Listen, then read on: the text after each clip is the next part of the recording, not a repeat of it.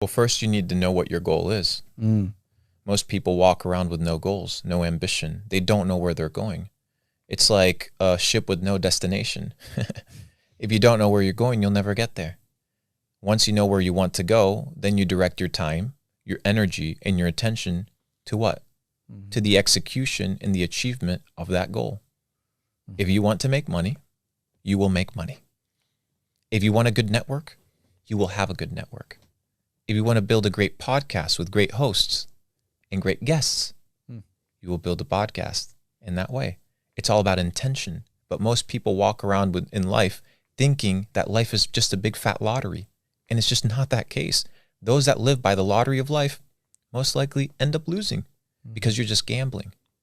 I don't want to gamble with my life. So what I do is I set a goal and then I focus my time, energy, and attention, which truly are the only assets that you have. So when a lot of people come to me, they're like, Luke, I have nothing. Brother, you and I have the same exact thing: time, energy, and attention. But what you use your time for, it doesn't yield a return. What I use my time for yields a return.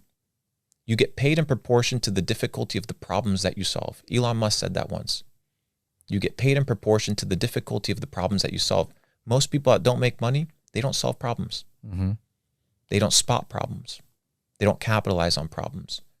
If you solve small problems, you'll get paid very little. The guy flipping the patties, like Tate says, somebody's got to flip the fucking burgers. It's true. But they solve very small problems. So they get paid in proportion to what? Solving that problem. You put a man on Mars, you'll get paid in proportion to solving that problem. So you need to focus your time, your energy, and attention to solving big problems. And hopefully your goal is to serve humanity. So this idea that life is all about pleasure is a false reality. So Dan Bilzerian mentioned it. He said, you know, when you become extremely rich, first time you eat a specific steak, right, it's a 10. The next time you eat it, it's a 7. And then the next time you eat it, it's a 6, right? All these pleasures, when you were broke, if I brought you to spend $200 in a dinner, you would trip ass. Now it's just like, whatever, here's the card, right? So there's some sort of desensitization to privilege. There's a desensitization to beautiful experiences. So when you put yourself in circumstances that are uncomfortable, you create the artificial scenario where now you take the things that you used to have and you don't take them for granted, right? You start valuing them more, right? You spend 2 months away from your girl. Now you value her more than if you saw her every single day at all times, right? Because familiarity breeds contempt, which is this idea of you take for granted the things that you're familiar with. So sometimes it's good to disconnect yourself from the privilege, from the opportunities that make you weak. They make you soft, and put yourself in a situation where now you can reevaluate things and it changes your worldview. So new data sets, new quests unlock abilities to perceive the world in different ways. If you've never left your state, your limitation of your mind is massive, right? You don't know anything. But if you're out here traveling the world, I've been to 45 countries, I'm in my mid-20s, I'm going to do every country in the world, right? It's one of my goals. To side quest and just learn new information, new data sets. And I think that'll make me a better entrepreneur. I think it'll make me a better businessman. I think it'll make me a better partner, better father, all these things, because it's just unconventional. And you will achieve unconventional results by doing unconventional things. I think a lot of people fear failure because they believe that their identity is based on their actions. So when your identity transcends who you are and what you do, you begin to have freedom to fuck up and to mess up and to treat life like a lab and experiment and test things and break things. That's how you level up. Like we're here in Breckenridge, right? If you literally go to the mountains, and I said it on my vlog, I said life is very much like snowboarding. When you're up in the mountain, it doesn't matter what type of gear, famoose, bullshit flexing you have. Either you have the experience through getting fucked up by the mountain, or you're going to learn. But the question is, what are the mountains in your life that you need to conquer, right? That you need to go down, that you need to get fucked up in order to level up. And the better you become snowboarding by practice and repetition and getting fucked up and getting hurt and getting back up and getting back up. And it's a sport of very much learning and learning and learning, constantly adapting, constantly moving. And if you can take that principle and apply it to life, then life now becomes very much like a mountain. It's very fun. You can cruise it and understand that fucking up is okay, because it's going to allow you to grow and to level up and become your fullest potential. Okay, you permit it one time, but it's okay. I'll permit it a second time. And to add to that, it may not even be temporary happiness. It may just be temporary dopamine. Like you're craving the dopamine of that past experience of how that made you feel. And if you look at the vibrational frequencies of how people operate on the higher spectrum of vibrational frequency, like you have enlightenment, but underneath that you have love, joy, gratitude. And at the bottom, you have shame. Yeah. So you operating at your lowest form of vibrational frequency, you are operating in a state of what? Shame. So when you do something that you know you're not supposed to do, you go into your lowest form of vibration, aka the lowest form of yourself. And most people live in a state of what I like to call quiet desperation. They live in a state of quiet shame. So they're ashamed of their habits. They're ashamed of what they do, but they don't change. aka they're always living in a low state of vibration. And you see them walking around. They walk unhappy. They operate unhappy. When they interact with people, they are unhappy. Why? Because they're not the best versions of themselves. Your mind is programmable. The question is, who will program it? Will you program your mind? Or will your mind be programmed by other men, by circumstances around you?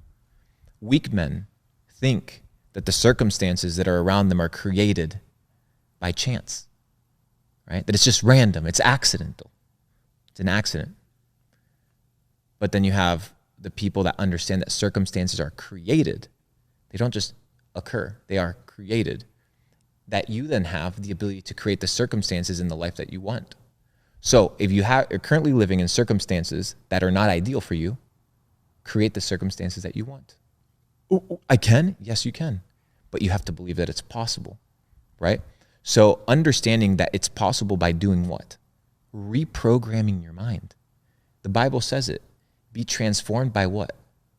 The renewal of your mind. Right? The Bible says it. Be transformed. So transform who you are by renewing your mind. Sometimes you have to hit reset on the computer.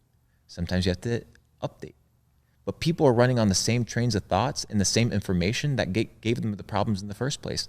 No wonder you're fucked up. You're not learning new data sets. You're not learning new information. You're not becoming a new person. Believe and you will achieve. Now, drop shipping, e-commerce, social media marketing, whatever it may be, gives you the avenue and the ability to learn and make the mistakes in an easy way where you don't have an organization, where you don't have venture capital, where you don't have investors that you have to keep happy. You learn the mistakes while still making money. That's the beauty of the 21st century. That's the beauty of 2023 is that you can actually still make money. Whereas back in the day, it was a little bit more difficult. The barrier to entry was higher. But on the other side, the barrier to entry today also means that there's more competition. 100%. So how do you beat them? How do you beat them? You're not a hustler. You're a business owner. That's the difference. A lot of these kids, they don't know shit about business, dude. They know how to make money. They know how to market. But business is a multidisciplinary skill. Business is a multidisciplinary skill. How to build teams, how to become a leader, how to incentivize your people, logistics, warehouse, customer service, product development, COGS, finance, taxes. Dude, the list goes on and forever. And I've done it, right? I've taught people about payment processing. I've taught people about products. I've taught people about anthropology of consumerism, how people think.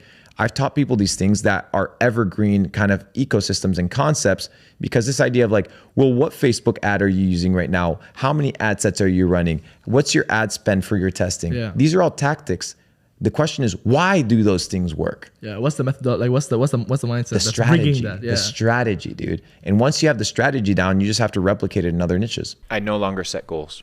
What do you do? I do.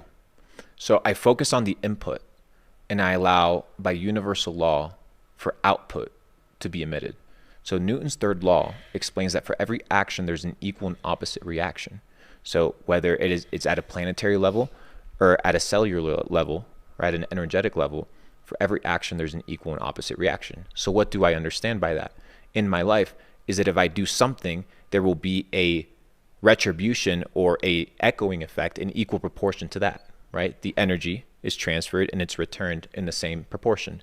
So if I understand that I emit X amount of energy by exercising, I will have a guaranteed body and a guaranteed result, because I understand that by universal law, that will happen.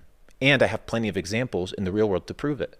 That if I eat healthy, I'll extend my life. That if I exercise, I'll extend my life. That if I do breath work, I'm going to release tension and cortisol and stress, right? These are all things that we've been understanding and proving and developing into that we need to be intuitive about. And I think that it's extremely important that people begin to be intuitive of who they are and having these self-talks. It's interesting. I don't think everybody speaks to themselves. But every man should be involved in groups of accountability, in groups of mentorship. 100%. It's undeniable. Most of the successful people, I'll give you an example. Live in Puerto Rico. The Ritz-Carlton, the membership, 100 grand to get in, right? If you want to be part of the club at the Ritz-Carlton, it's $100,000. That's the buy-in, okay? Why did I pay for my Ritz-Carlton membership? Because of the members that are there. Yeah. It's my buy-in. There's places where you have to pay to play. There's rooms that we will never be able to get into because it'll cost you fucking $50 million. What do you think people that go and pay those, people go to charities and they'll go and drop $25 million on a charity. Do you think some of these guys are doing it out of goodwill? No, because they realize that who they're giving the charity to, whatever that organization, that foundation is, will give them access to that club, that group of people. And then my maintenance fee every single month is $1,000. Why do I do that? Because I know that when I go to the pool area, it's full of rich people. Why? Because I know how much it costs them to pay there. So I know it's no bullshit. I often tell people that every man needs 3 relationships in their life. In order for you to have balanced life as a man, you need 3 relationships. First, you need a mentor.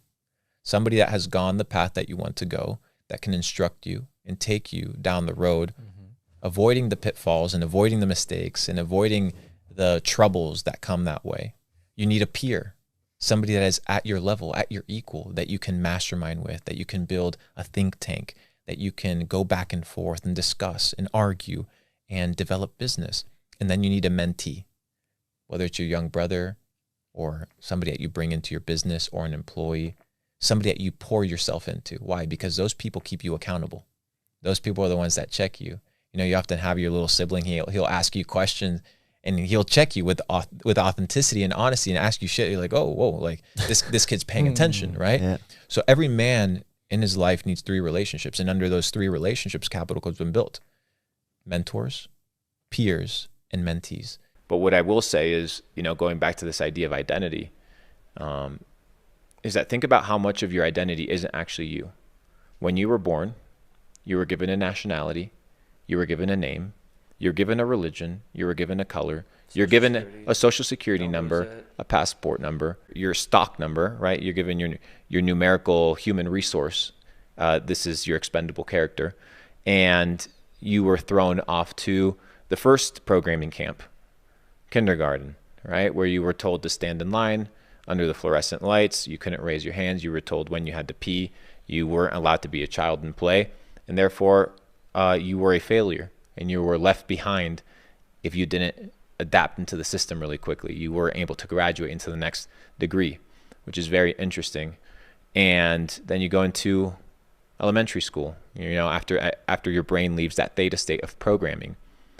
And you start to realize that all these kids are being programmed by other people that have selfish intentions. And that you have to deal with that programming that you've gone through yourself and understand that the origin of the content that you consume may have ulterior motives, and you have to be able to explore them and be okay with changing your philosophy and your worldview and your lane if you perceive that you have been fooled. Your goal is to not have to worry about money. Whatever way you achieve that, whether your parents give you the money, whether you make your own money like we did, whether you fundraise, whatever it is, right? You need to be able to not worry about money so that you can focus on building, not hustling, dude. Hustling is cool when you're a brokey. Yeah. But when you have money, dude, the hustle mentality is going to keep you behind.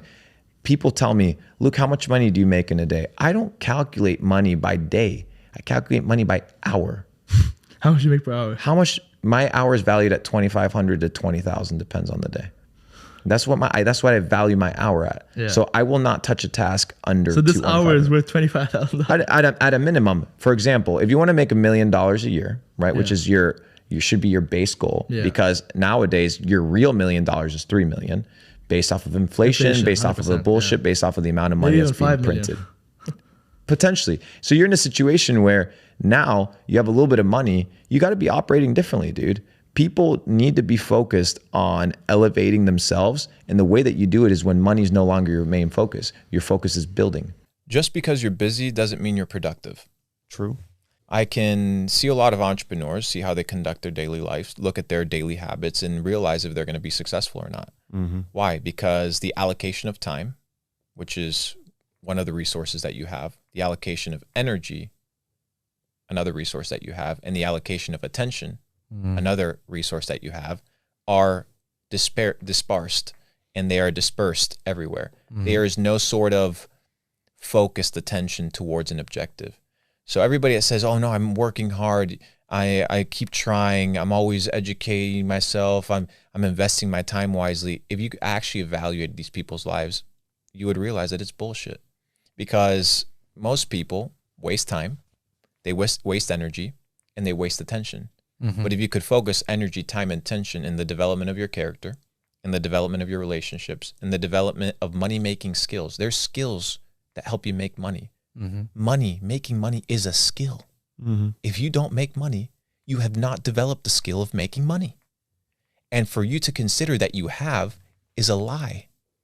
So if you look at your bank account and your bank account reflects X amount of balance, it's a direct correlation on your level of skill when it comes to making money. That's how I got started my entrepreneurial journey. I helped a company in Wall Street with Facebook ads, right? And I did it for free for 2 months. Free service, doubled the revenue with Facebook ads. After the 2 months, I called them like, hey, I want a contract. Like, I want a contract. They're like, okay, we'll talk about it next month. The next day, I turned off their ads. The next day, they called me, fly up to New York. Yeah. They gave me, I think, a $6,000, $7,000 a month retainer, right? So that's the entire premise, is you need to be able to provide value ahead of time, and you can get into the rooms. Consider money butterflies for the sake of the illustration, right? So let's say you want to catch butterflies. Butterflies equate to dollars. There's 2 ways that you can gather butterflies. The first way is build a net, right? Build a massive net. It doesn't matter how optimized the net is. It doesn't matter how sophisticated it is. You always have to swing in order to catch butterflies. That's most people hustling, right? They have to clock in, they have to post, they have to sell a promo in order for them to make money, in order for them to catch butterflies. That is not efficient. That is hustling. Why? That's where most people start, but you need to develop a second skill set, which is how to attract butterflies. How do you attract butterflies? By building a garden. Now, it might sound like a foo-foo concept, but if you build a garden, that means you need to build an ecosystem. You're building an ecosystem. Now your goal is to figure out how to make it all congruent and how to make sure people buy into that ecosystem and they don't leave to other gardens. You look at Amazon, that's a fucking garden, bro. That's a self-sustaining garden. They run, it's not just the Amazon platform. They run a plethora of platforms. Amazon AWS, IMDb. They have the Amazon Prime, ebooks. It's an ecosystem of what? Attracting money. So the concept of going from hustle to boss is, instead of working in your business and catching the butterflies, once you have enough, is working on your business, which is kind of what I've been mastering, which is how to build and scale digital businesses. And at the age of 16, I was tired, just saturated with this bullshit of working a job, following the career path that you were meant to follow. Because I realized one thing, bro. I realized all these people that are giving me advice, do I want to live the life that they live? And when the answer was no, then I wouldn't listen to them. So when my parents said, hey, you should do this, you should go to this university, you should go to this location, you should hang out with these people, you shouldn't say this or you shouldn't do that. And then I evaluated the outcome of their life. As much as I love them, I was like, well, I don't want the life that my parents have. I want a different life. Therefore, I have to achieve different things and I have to input different results. And I have to do different kind of measurements of business if I want to elevate. I can't be doing what my parents do. If my parents are doing 50K, 100K a month, I can't be capped by that mindset. I can't be capped by that information. You need to know what money is, right? What is money? Right now, pause the video. What is money? Define it. Most of you guys could not literally define what money is. Oh, well, money is a store of value, or well, money is power. No. These are things that money can give you, or attributes of money. But what is money by definition? Who can create it? How much can they create? What gives them the authority, right? All these things, you need to learn them. You need to learn them. Why? Because if you're going to pursue money, you better understand that which you're pursuing. Most of you guys don't have money because you don't understand anything about money. And you don't know what money is. Therefore, money eludes you. But if you want to attract money, you must first understand what it is. Second is to understand that for every action, there's an equal and opposite reaction, right? And I talked about this, right? And it's the idea of Newton's third law. Newton's third law dictates that for every action, there's an equal and opposite reaction. This happens in the natural world, but it can also happen and apply itself in our life. So people want uphill, we talk about people wanting uphill results with downhill habits. You can't have that. You need to choose what you want to commit to, right? You're going to commit to a shitty life or a great life. But this idea that you can achieve certain results in your life without putting in the specific requirements of work, right, is impossible. So focus on the input, and life will give you in proportion that output. People want the output. People want the money. People want the cars. But nobody wants to put in the fucking work. Nobody wants to put in the hours. Nobody wants to train. Focus on the input and let the universe focus on the output, because by natural law, that will happen. I mean, I'll give you an example because people always ask me how I met Andrew Tate, right? So I met him when he had 83,000 followers on IG. What had happened? He'd gotten banned, right? So I came in with my team. Hey, I got you. I got you taken cover. What year was this? This was before the big ban. Yeah, of course. So he'd gotten banned. Like, you know, he gets banned multiple times. It was a rough one, but I hit him up. Hey, I can get your account back within 24 hours, and I paid for it. Right, cost me I think like $10,000. I paid for it. Took care of him. He will. I can respect that. Yeah, and it's just like, and I did it because I was like, okay, I fuck with this guy. I like what he's talking about. I didn't think he was going to be doing 3-5 billion views a week on social platforms. I didn't, but I wanted to be in connection with people that I respected, that people that I had synergy with. So I took care of him. Then that led to business opportunities with him, right? Then he got banned again. Who was there? Who was the first person that got the call? Me, right? So having direct access to individuals is directly correlated to your ability to supply their needs. Solving rich people problems.